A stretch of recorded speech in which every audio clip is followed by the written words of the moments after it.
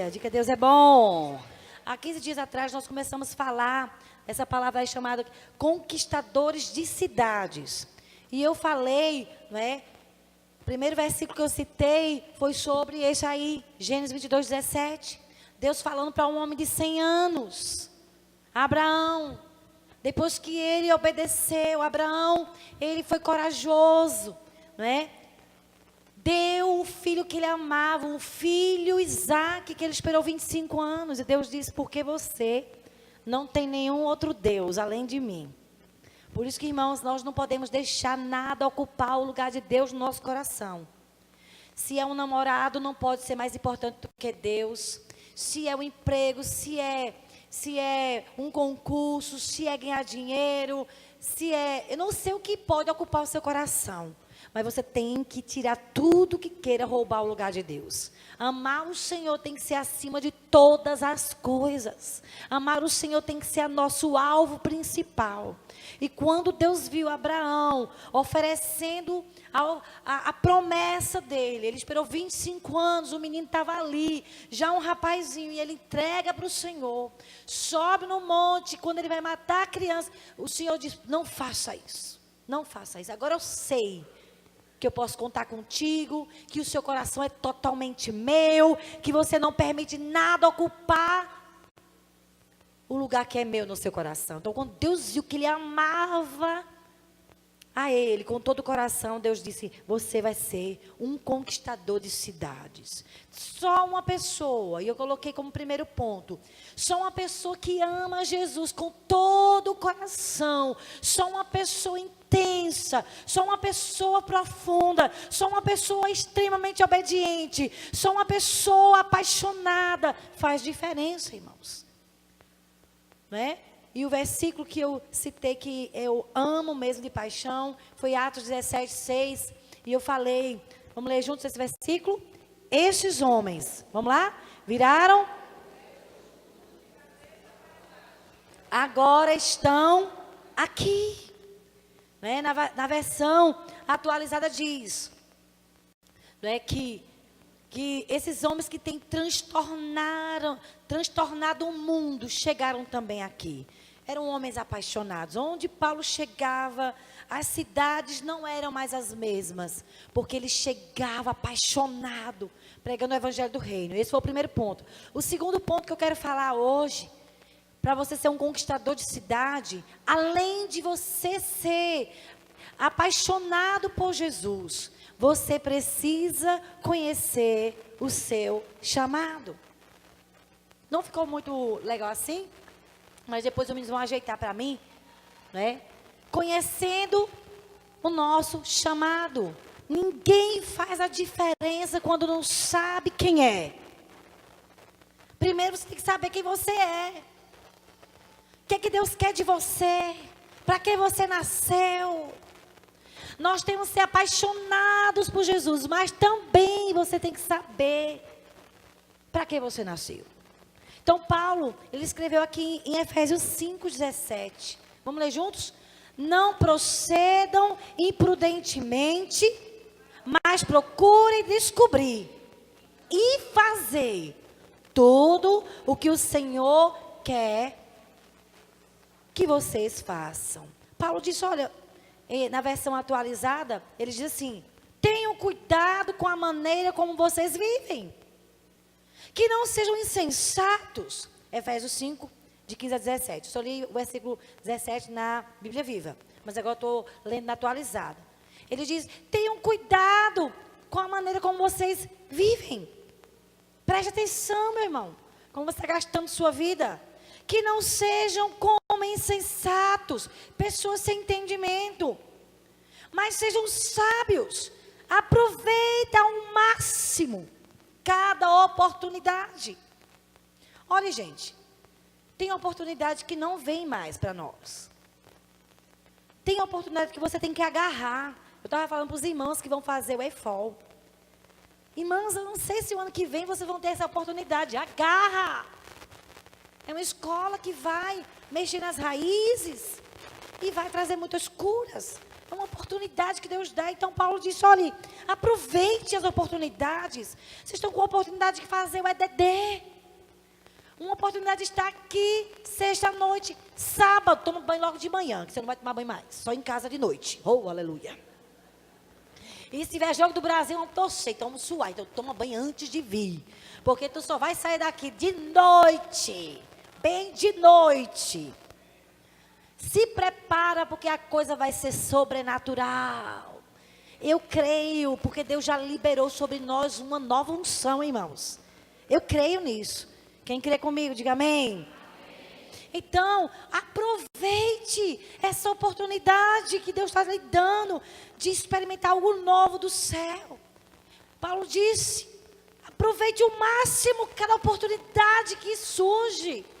Porque os dias são maus, portanto, não sejam insensatos. De novo ele fala, ei, tenha entendimento, procure compreender qual é a vontade do Senhor.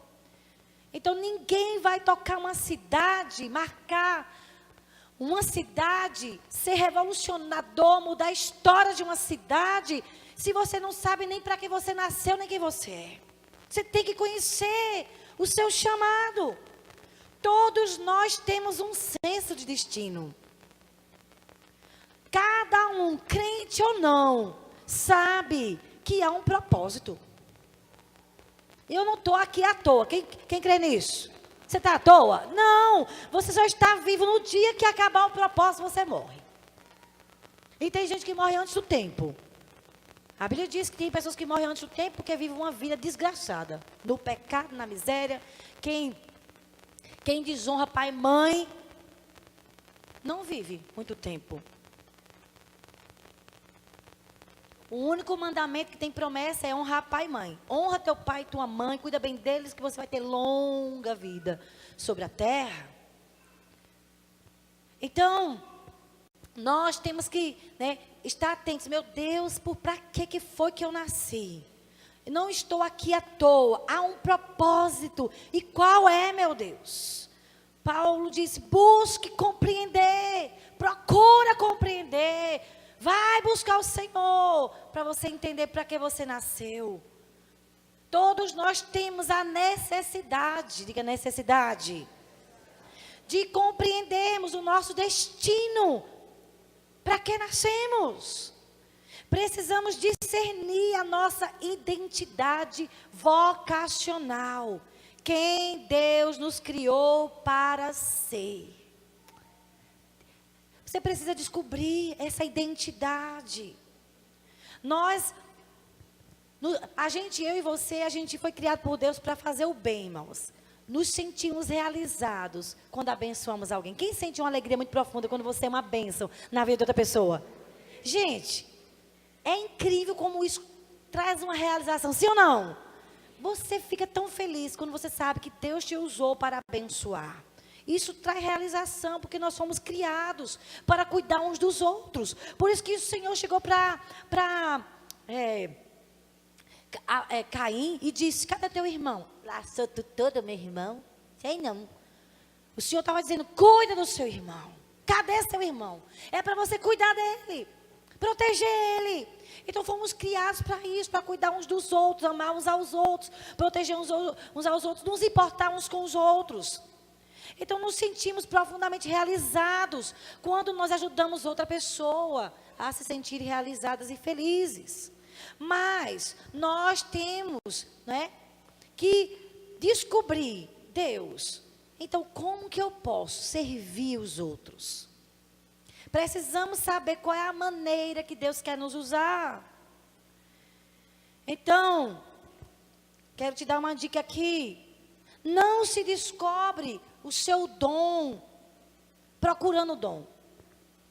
Se descobre que dom você tem servindo.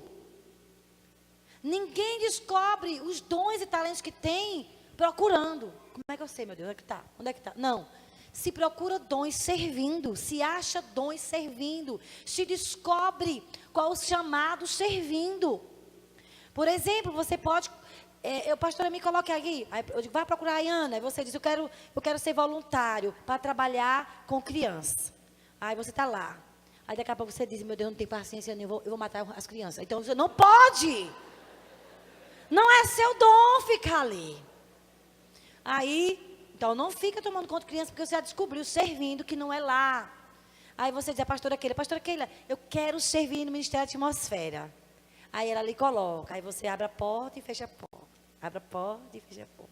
Aí você diz, que coisa maravilhosa, sorrir para os irmãos. Ali era o seu lugar. Aí você precisa estar servindo. Tem gente que se realiza em segurar a placa, em ficar... Olha, eu fui domingo pregar lá em Caruaru. Quando eu cheguei em Caruaru, estava chuviscando. Aí o irmão, eu abri a porta e fiz, não, pastora, eu abro a porta para ti. Me dê a honra. Eu digo, oh, aleluia. Aí ele pegou o guarda-chuva, estava tão feliz em me levar lá na igreja. Tem gente que se sente realizado. É para isso que você serve. Vá abrir porta e cuidar das pessoas que estão chegando, porque você se realiza em ser gentil com as pessoas, em cuidar das pessoas. Tem gente que se realiza quando está entregando a sopa. Por exemplo, quarta-feira os irmãos foram entregar roupa. Inclusive, irmãos, deixa eu falar para você. Nós não tínhamos organizado ainda as datas. Quando o ministério começa, não fica estruturado rapidinho, não. Estava meio desorganizado mesmo. Então, pastora, ninguém nunca me chamou, mas eu estou te chamando. Venha fazer parte do Ministério de Ação Social. Amém, irmãos? Atos de Justiça. Você me procura. A pastora Ana Márcia vai estar viajando agora, mas você me procura, que eu vou estar apoiando a dona Grace, não é? Para a entrega que vai acontecer do sopão, se eu não me engano, vai ser dia 11. Olha aí, pastor Marcos, por favor, dia 11, se é uma quarta-feira. E aí a gente vai estar organizando, eu vou estar apoiando ela, acho que eu vou estar junto. E você quer participar do Ministério de Ação Social? Querido, venha nos ajudar. Ah, pastor, eu conheço um homem que gosta muito da carne. Vá lá, ajude. Conhece um açougueiro que pode contribuir com o sopão? Conhece alguém que gosta de doar legumes? Gente, se você tem prazer nisso, pois se junte à equipe aqui de Atos de Justiça. Faça parte. Não, mas ninguém me chamou. Não precisa, o Espírito Santo te chama. Não sou eu que te chamo, é o Senhor que nos chama para servi-lo. Deus quer um coração voluntário. Deus ama a pessoa que se oferece. Ei, estou aqui. Ama voluntários. Eu gosto, pastor, eu gosto de tirar foto. Eu tiro foto até quando eu estou pensando. Gente, se tu tem esse dom, que eu nunca vi, tem tanta gente que gasta tanto com foto, irmãos. Acaba o celular, acaba a memória. Tarará. Gente, se você gosta disso, procura Eduardo, Marcos Albino. Vai fazer parte do ministério, né? Que é a mídia aqui da igreja. Mas ninguém nunca me chamou. Mas Jesus te chama, se oferece. Está entendendo? Agora, como é que eu descubro quando não é meu dom? Quando eu digo, meu Deus, eu não gosto não desse negócio. Vamos ter agora evangelismo festival de inverno, tá certo? Vai ser evangelismo de impacto.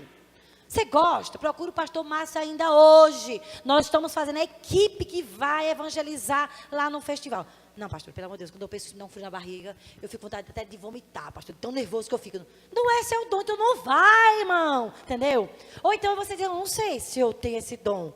Então participa, faça alguma coisa, se envolve em algum ministério, para você descobrir se é ou se não é. Se você se realizar, achou então para que você nasceu? Tem gente que gosta de cuidar de velhinho, ama cuidar dos velhinhos. Tem outra pessoa que diz, meu Deus, não tenho paciência nenhuma com meu avô. Meu Deus, me ajude, meu Deus, me ajude. Você não tem o dom para cuidar. Deixe outra pessoa. Você está entendendo como é que você descobre? É servindo. Quero te dizer uma coisa, faça alguma coisa. Não fica com o braço cruzado. Não deixa o tempo passar. Se envolve em algum ministério. Trabalha para Jesus. Quem pode dizer amém? Amém? Faça alguma coisa. Comece servindo. Porque é ali que você vai descobrir se você vai se sentir realizado. O exercício do nosso dom. Quando você faz algo que você é apaixonado, traz realização. O exercício do nosso dom nos faz ser pessoas realizadas. Ou seja, quando trabalhamos, fazemos o que gostamos. Irmãos, a gente nem vê a hora passar, sim ou não? Quando você ama o que você faz com prazer. Nem precisa alguém te mandar fazer. Está no teu sangue. Se você não sabe, vai servir alguma coisa aqui na igreja. Pastor Marcos, ele vai começar aqui um Tadel diferente, chamado Tadel Ministerial. Nós queremos que Deus levante novos ministérios. E nós queremos apoiar ministérios que existem. Então, nesse Tadel Ministerial, é uma reunião que vai acontecer com alguns líderes. Os líderes vão reunir com o seu time, com sua equipe, que gosta daquela área. Então, vai ter pessoal que vai estar com a mídia. Então, eu posso fazer parte dessa reunião? Deve! Vai ter a Ana com o Ministério de Crianças. Você pode participar. Vai ter o Ministério de Louvor, vai ter casa de oração, vai ter dança, vai ter teatro, vai ter atmosfera. Vai ser um monte de ministério. E você pode dizer que eu vou além. Se você gostar, você permanece. Se não gostar, você muda. Mas você precisa fazer alguma coisa para você se sentir realizado, irmãos. Quem está entendendo essa palavra? Não tem como mudar a história de uma cidade se você não sabe para que nasceu e não está fazendo nada. E eu coloquei essa frase aqui. O nosso dom, vamos ler juntos? O nosso dom gera paixão, que gera uma visão, que gera uma missão, que traz frutificação e nos leva à realização. Algumas coisas eu acrescentei. Mas algumas coisas eu peguei com o pastor Cote. Essa palavra, Deus usou o pastor Cote para ministrar lá em Brasília. E me tocou profundamente. E eu então escrevi algumas coisas, coloquei outras para lhe abençoar. Uma pessoa que tem paixão por algo. É para isso que você nasceu. Ei! Você gosta de fazer o quê? Sei não. Faça alguma coisa então. Se envolve em algum ministério. Vá trabalhar para Jesus. O mínimo que você vai descobrir é se você gosta ou não gosta. Se não gostar, não é lá. Vocês estão entendendo? O seu dom vocacional, para que você nasceu, vai trazer um senso de realização. Você vai se sentir muito feliz quando você estiver fazendo aquilo para o qual você nasceu para fazer. Eu descubro o meu dom quando eu descubro minha paixão. Como é que eu descubro se eu tenho um dom para isso, pastora? Se aquilo eu me apaixonar. Quando eu faço as coisas a pulso, porque estão me mandando fazer, então lá não é a minha área. Você precisa descobrir o que é que te realiza. O que te realiza? Faz aquilo que você se sente realizado. Sirva nessa área. Quem está entendendo? Diga amém. Paulo então falou assim, para não vivermos uma vida à toa, mas com propósito. E isso é possível quando descobrimos para que nascemos. Não é? Eu só vou viver uma vida realmente significativa quando eu faço algo que eu me realizo. Paulo disse: compreenda qual é a vontade do Senhor. Não seja nécio. Seja sábio. O que é uma pessoa nécia? É uma pessoa sem entendimento. É uma pessoa que vive por viver. É uma pessoa que não cresce, que não avança, que não se sente feliz com nada. Porque não sabe porque está viva. Para que eu estou vivendo?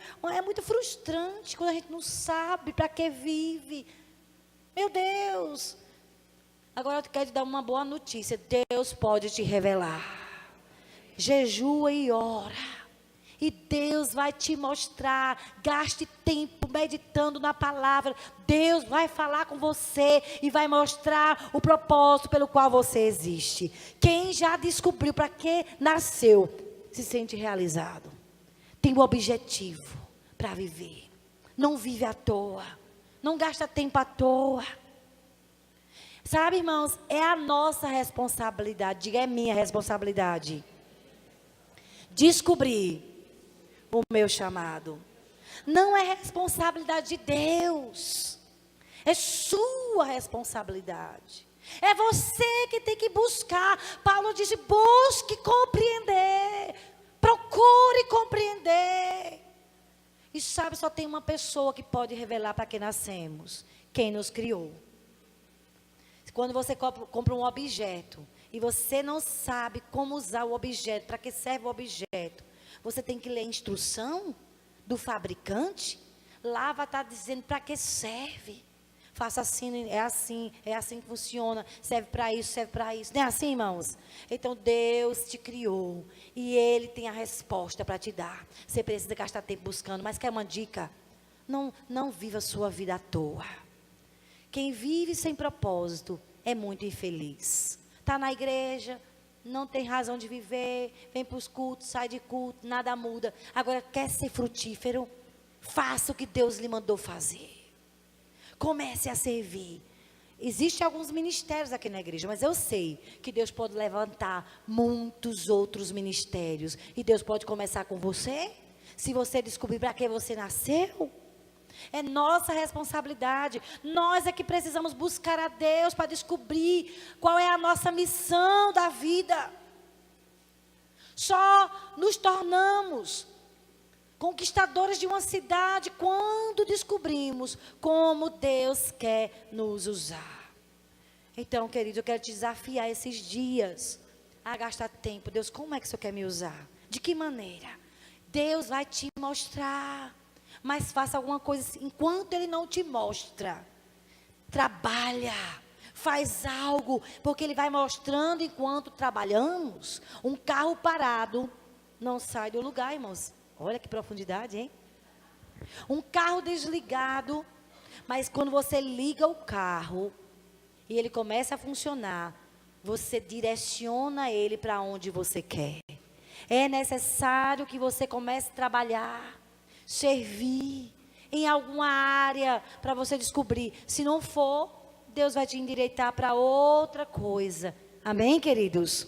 Então, para ser conquistador de uma cidade, precisa ser apaixonado profundamente por Jesus.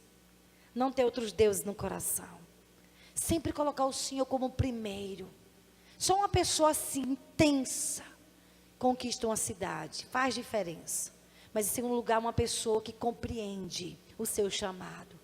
Investe e faz aquilo que Deus mandou ela fazer. Em terceiro lugar e último lugar, é uma pessoa que cumpre a sua missão. Nós precisamos cumprir. Quando a gente começou a falar esse segundo ponto, Paulo disse: olha, não procedo imprudentemente, mas procure descobrir e fazer. Não só é descobrir. Ai, eu gosto muito disso. E aí? Gosta? Está fazendo o que com isso? Descobriu que gosta. E não está fazendo nada. Ah, pastor, eu gosto de ensinar. Está ensinando? Está ensinando a Bíblia para alguém? Está ensinando? Eu gosto de ensinar violão. Está ensinando alguém? Quem toca um instrumento tem dever de formar discípulos naquele instrumento. É seu dever gerar discípulos naquela área. Então, se você descobriu, vai fazer o que com o que você descobriu? Você precisa fazer alguma coisa. Então, para conquistar uma cidade, nós temos que cumprir a nossa missão. Eu compreendi o que Deus quer e agora eu vou fazer o que Ele quer. Existe um plano de Deus para nós. Quem concorda com isso? Você não nasceu à toa. Há um propósito. Mas somos nós que escolhemos, irmãos, cumpri-lo ou não. Quem escolhe se vai cumprir o propósito é você. Olha para mim. Irmãos, eu já conheci muitas pessoas que tiveram palavras proféticas. E não eram profetadas, não. Era homem de Deus, mulher de Deus, ouvindo da parte de Deus, dando o recado ao irmão, à irmã. Eis que o Senhor te diz: quero te usar assim, assim, assim. Você vai ser um pastor na minha casa. A pessoa ouviu. E aí? Ouviu. Vai fazer o que com isso? Querido, faça alguma coisa. Se Deus te disse que é para você ser um pastor, em primeiro lugar, você tem que ser um excelente discípulo. É para ser um pastor, existe um processo. até chegar no cumprimento da palavra. Existem etapas que você precisa andar, corresponder, ser aprovado. Vai ter muitos testes. Não pense porque você recebeu uma palavra profética que você vai ser usado por Deus, aleluia, que vai ser automático, que vai ser de repente. É engano isso. Existe um processo e que só vai acontecer se você corresponder. E se você não corresponder, não vai acontecer. Aí você vai dizer, eita, foi uma profetada. Não, você que não correspondeu. Eu já vi pessoas tendo chamados incríveis. Mas se você quer ver isso acontecendo, corresponda. No caso de um pastor, como é que eu chego lá? Primeiro sendo um excelente discípulo, fazendo questão de ser discipulado, sendo transparente, sendo verdadeiro, sendo obediente, honrando minha liderança, servindo as pessoas.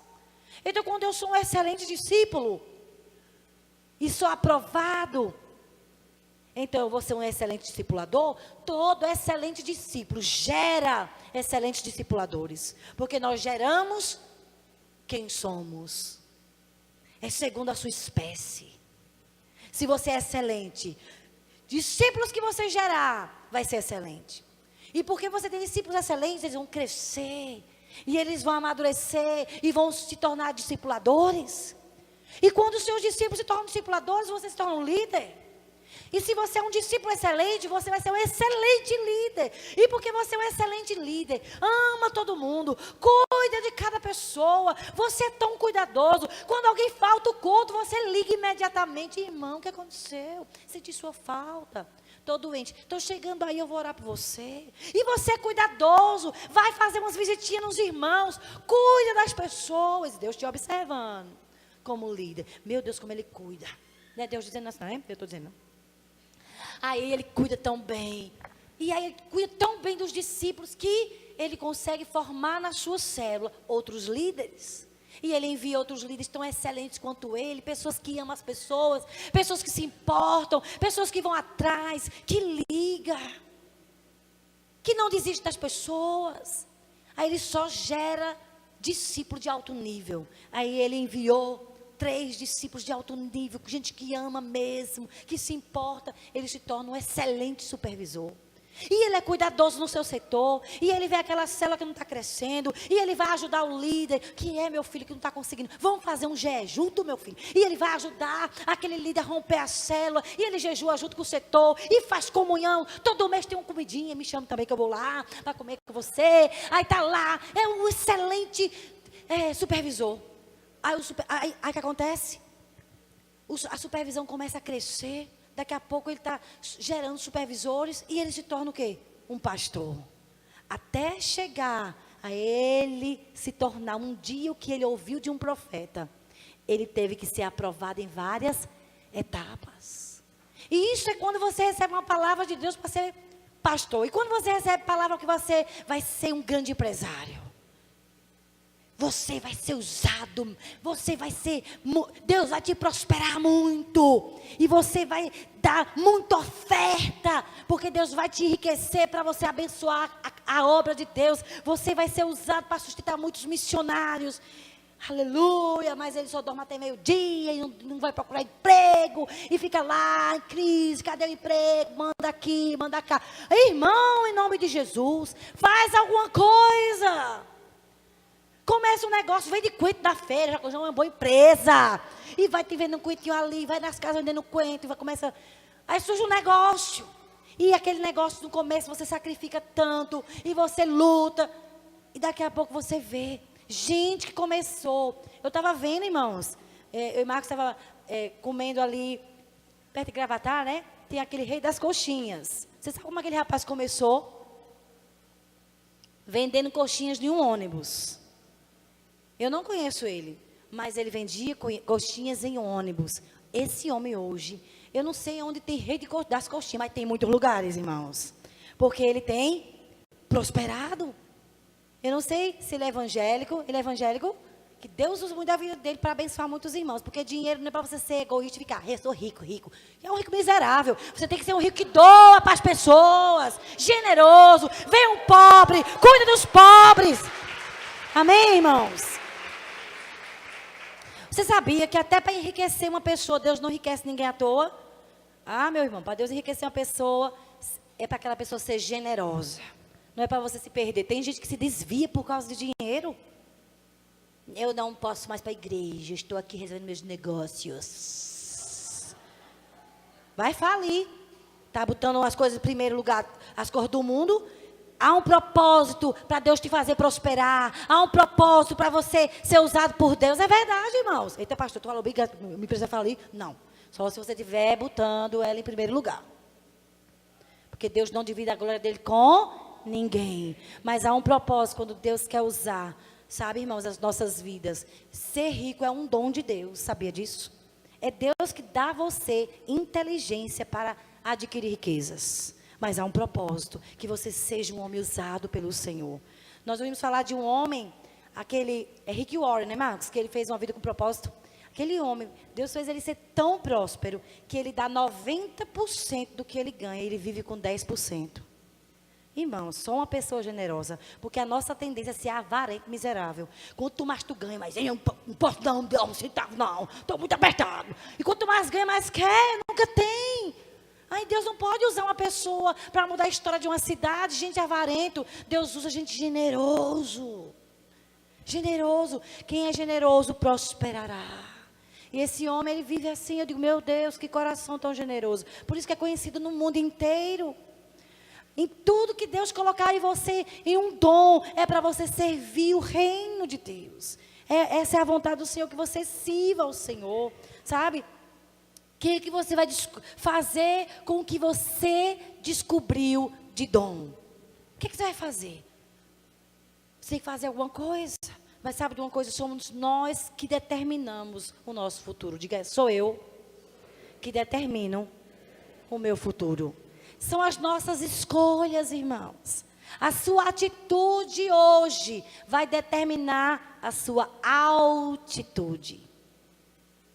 Se você é bem humilde hoje, se você é uma pessoa, né, que perdoa, uma pessoa que cuida dos outros, Deus vai te fazer crescer muito, porque Deus, Ele honra atitudes. Tem atitudes que Deus agrada, mas tem atitudes que Deus rejeita. Eu vou falar sobre 2 homens e mostrar as atitudes deles, para você ver que as nossas atitudes determinam onde a gente vai chegar. Quão alto você vai chegar depende das suas escolhas. Nós aqui conhecemos uma menina que ela tinha chamado missionário, mas ela se aperreou porque estava ficando um pouco velha e casou com um rapaz não crente. Até hoje, nunca fez missões. Nunca, nunca. E o marido dela não se converteu ainda. É culpa de Deus? Nanani. Nós somos responsáveis pelas nossas escolhas. Você tem que escolher fazer coisas que levem você a cumprir o chamado de Deus. Você deve fazer coisas que você vai andar alinhada ao propósito. Porque eu quero fazer esse curso. Em que esse curso vai cooperar com o chamado? Eu quero essa profissão. Em que isso vai cooperar com aquilo que Deus tem para a minha vida? Somos nós que escolhemos, irmãos, se vamos cumprir ou não a nossa missão. Não é Deus que vai escolher. Por exemplo, vou falar para vocês 2 homens. O primeiro é Ezequias. Está lá em Isaías 38, de 1 a 5. Ezequias adoeceu com uma doença mortal. Deus mandou o profeta Isaías chegar na casa dele, lá no palácio, e disse a Ezequias, olhe, prepare sua casa, coloque tudo em ordem, porque morrerás e não viverás. Olha a atitude de Ezequias. Chorou, jejuou, clamou ao Senhor, se humilhou. Deus, lembra-te de mim, que eu andei em fidelidade diante de ti. Tenha misericórdia da minha vida. Deus, eu não quero morrer. Sabe o que aconteceu? Antes de Isaías sair do palácio, Deus diz, volte, porque ele se humilhou e chorou e me buscou. Eu vou acrescentar a ele mais 15 anos. Olha como uma boa atitude. A escolha que ele teve de não se revoltar, que ele poderia ter blasfemado. Deus, você não me ama. Foi inútil eu ter te servido esses anos todos. Ter sido fiel para quê? Para um Deus desse. Ele não se revoltou. Ele se humilhou. E porque ele teve uma boa atitude, foi acrescentado na vida dele quantos anos? 15 anos. Mas teve um outro homem de Deus que não teve boas atitudes. E eu quero falar sobre o sacerdote ali. Porque existe um plano de Deus para nós, irmãos. Mas somos nós que escolhemos cumprir ou não esse plano. Lá em 1 Samuel, no capítulo 2 e no capítulo 3, leia em casa, você vai ver. Muito forte isso. A Bíblia fala sobre os filhos do sacerdote Eli. Olha, aqueles rapazes estavam pecando contra Deus. Olha para mim, irmãos. Deixa eu te falar uma coisa. Tem gente que acha, pastora, dízimo é do passado. Jesus veio e aboliu o dízimo. Quem te disse isso? Então eu posso, esse mês eu não vou dizimar, porque não tem dinheiro e eu vou pagar minhas contas. Sabe, irmão, você pode fazer isso, mas sua atitude está sendo reprovada diante de Deus. Sabe o que aconteceu com aqueles 2 rapazes, filhos do sumo sacerdote? Eles eram sacerdotes, ficavam responsáveis para receber as ofertas do povo de Deus. E de cuidar das ofertas do povo de Deus. Naquela época eles traziam sacrifícios.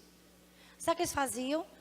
Deus sempre ordenou que as carnes com gordura do sacrifício tinham que ser queimadas diante de Deus.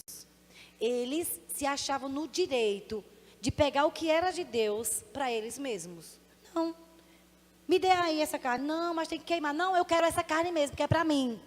Mas eu achei tão forte o que o Senhor disse a respeito desses rapazes que estavam pegando as coisas que eram de Deus, como se eles tivessem direito de ficar para eles o que era de Deus. Não era deles. Essas ofertas eram do Senhor. Era um sacrifício que o povo de Israel oferecia ao Senhor. E lá em 1 Samuel, eu achei muito forte isso. 1 Samuel, no capítulo 1, irmãos. No capítulo 2. Só vou ler bem rapidinho. No versículo 21, não, no versículo 17, diz assim: era, pois, muito grande o pecado destes moços perante o Senhor, porque eles desprezavam a oferta do Senhor. Em Jesus, quando Jesus morreu na cruz, foi vamos dizer assim, como é que eu posso dizer assim, rejeitado, abolido, os rituais. Ninguém mais vem para a igreja com um sacrifício. Queima aqui, pastor, esse bode. Ninguém faz mais isso, porque não precisa de animal, não é? Então, os sacrifícios, os rituais não se fazem mais, porque em Cristo tudo já foi cumprido. Irmãos, mas os 10 mandamentos permanecem ou não? É pecado matar? É pecado roubar? Porque Jesus disse: eu não vim tirar a lei, eu vim cumprir a lei. Mas você sabia que dízimo não está nos 10 mandamentos? Dízimo é antes da lei. Se eu não me engano, em Gênesis 14, veio um homem, um rei de uma cidade chamada Salém. O nome dele era Melquisedeque. Abraão, homem de Deus, foi lá e entregou para aquele homem seu dízimo. Aquele homem representava o Senhor Jesus, porque quando chega em Hebreus capítulo 5, de novo aparece Melquisedeque e fala da linhagem de Jesus. A linhagem de Jesus é de Melquisedeque. Ninguém sabia de onde ele era, quando ele nasceu, qual a família dele.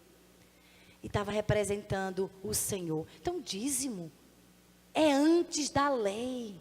Quem disse que Jesus aboliu e tirou? É uma forma de honrar o Senhor. Quando você separa o seu primeiro, você está honrando a Deus. Quando você diz: não, eu não vou dar, você está desprezando. Que honra você dá? Que consideração você tem em honrar Ele? Deus, tudo que o Senhor me dá vem de Ti, portanto eu vou te devolver. Quando separamos o dízimo e a oferta, estamos honrando o Senhor. E sabe, Deus dá uma palavra de julgamento para Eli, porque Eli sabia do pecado dos seus filhos e não tirou eles do sacerdócio. Era para ele dizer assim: a partir de hoje vocês não vão ser mais sacerdotes, porque vocês estão sendo infiéis, desonrando o Senhor, tomando conta, pegando para si as coisas que é do Senhor. Irmãos, o que é do Senhor não é seu. E nós não temos o direito de pegar as coisas que o Senhor determinou. E dízimo não é coisa da lei, é desde Gênesis. E tem pessoas desonrando o Senhor nas finanças. Que honra você está dando ao Senhor? Como você está dizendo: Deus, eu só prospero porque o Senhor me dá. Naquela época o Senhor ensinou: quando vocês tiverem colheita, antes de fazer qualquer coisa, separem para mim o dízimo e tragam para oferecer a mim. É esse o significado que tem para o Novo Testamento. É honra, irmãos. É honra. Quando nós não damos nosso dízimo e oferta, estamos desonrando, mas não é a minha, Marcos. Porque também nós damos o nosso dízimo. Quando eu recebo, em nome de Jesus, eu não faço nada. Eu digo: Deus é o Senhor, eu quero honrá-lo, porque o sustento quem me dá é Ele. E eu quero separar o melhor que eu tenho para dar a Ele. Vocês estão entendendo, irmãos? Antes de pagar qualquer conta, eu estou honrando o meu Senhor. Então você não pode ter uma atitude dessa, de desonra. Ficar com aquilo que não é seu. E o pecado deles era grave, porque estavam fazendo isso com aquilo que era do Senhor. 1 Samuel 2,30, diz o Senhor: portanto, diz o Senhor Deus de Israel, na verdade, Eli, Deus estava dizendo para ele: dissera eu que a tua casa e a casa de teu pai andariam diante de mim perpetuamente. Porém agora, diz o Senhor, olha só, longe de mim tal coisa, porque aos que me honram eu honrarei, porém os que me desprezam serão desmerecidos. E eles morreram, irmãos, o pai e os 2 filhos, porque eles eram sacerdotes desonrosos. É grave ou não é? Eu estou dizendo esse exemplo para você entender que isso não é coisa de lei, é uma questão de honrar o Senhor. E ele diz: aos que me honram eu honrarei, mas os que me desprezam, que me desonram, serão desmerecidos. Vocês serão afastados, não serão mais meus sacerdotes. É sério ou não é sério, irmãos? E muitas vezes a gente despreza dízimo e oferta na casa do Senhor e trata como se fosse uma coisa de pastor pedindo dinheiro ao povo. Ô, meu irmão, quem me sustenta é Deus, eu não preciso do seu dinheiro não. E eu sei que a obra de Deus, Deus sustenta, levanta pessoas de onde Ele quiser, mas Ele está te dando o privilégio de honrá-lo para você ser bem sucedido e prosperar em tudo.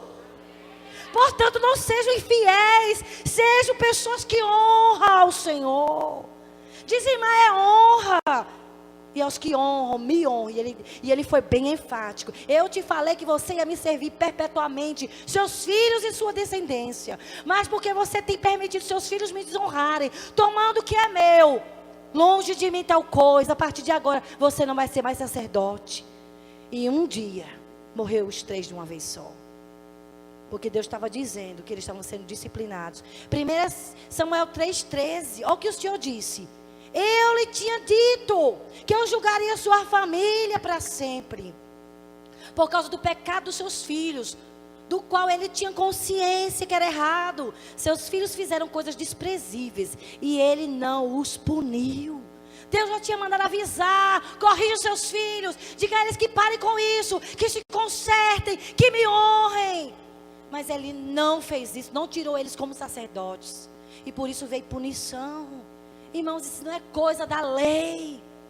Dízimo veio de Gênesis 14. Está lá Melquisedeque, em Hebreus capítulo 5. Continua valendo para hoje. Dízimo e oferta é para sustentar a obra do Senhor. E quando você toma daquilo que Ele disse que era, você está pecando contra o Senhor. Quem tem dúvida sobre dízimo, eis aqui o recado. Ok, irmãos? Para você não ter mais dúvida de que dízimo é para o Novo Testamento, é para a aliança com o Senhor, que está escrito lá em Hebreus.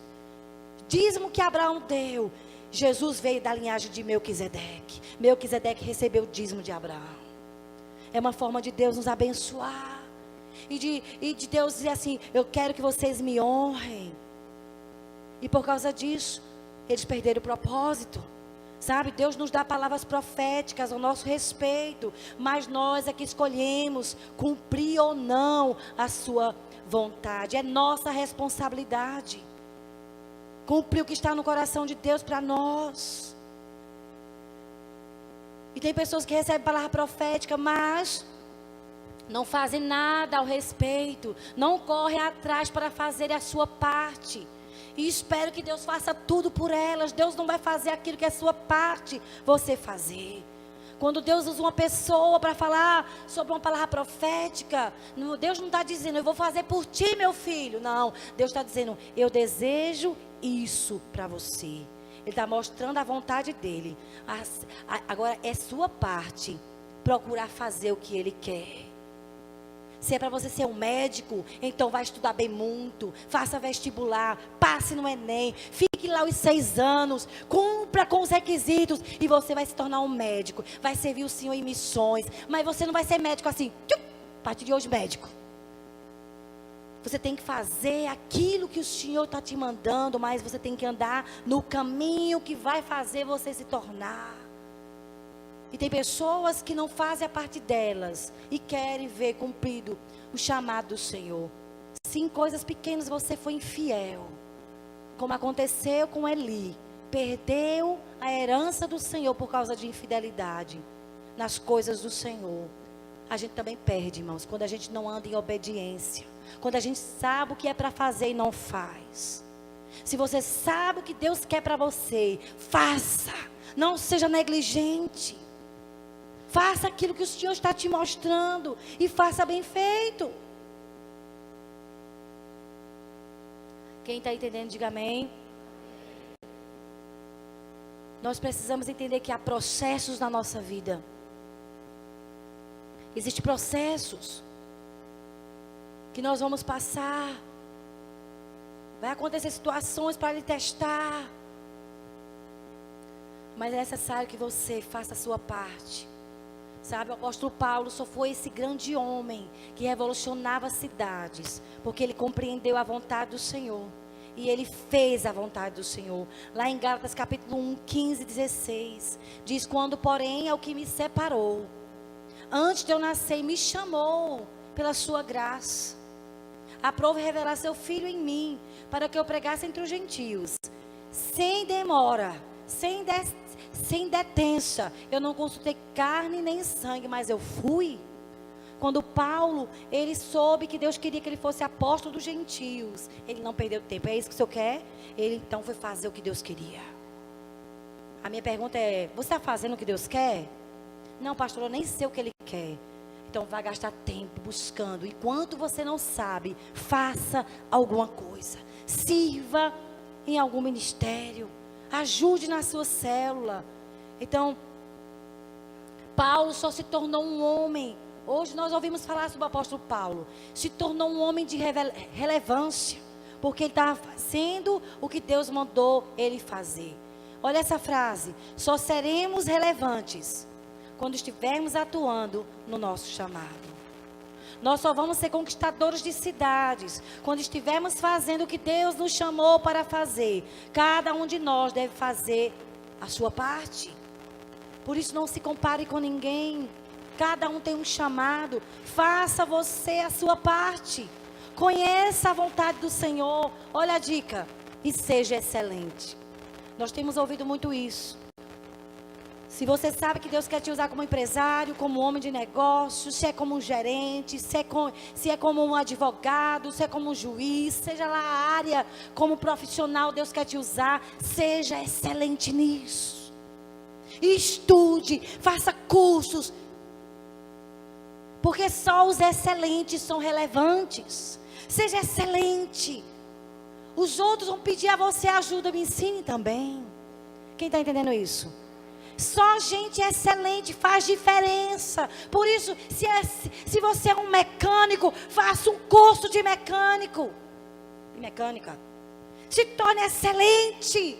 Se é para ser eletricista, seja o melhor. Porque quem é excelente faz diferença. E muda a história de uma cidade, muda a história de pessoas. Procure conhecer a vontade do Senhor. E haja nessa vontade. Sabe qual é o meu chamado e o seu chamado? É sermos usados pelo Senhor, amém? É fazer diferença. Faça você a sua parte. Nós queremos, irmãos, que se repita hoje, em Garanhuns, o que está escrito em Atos 17:6. Aqueles que estão revolucionando o mundo chegaram aqui. Deus quer usar você como uma pessoa excelente. Queria que você ficasse em pé.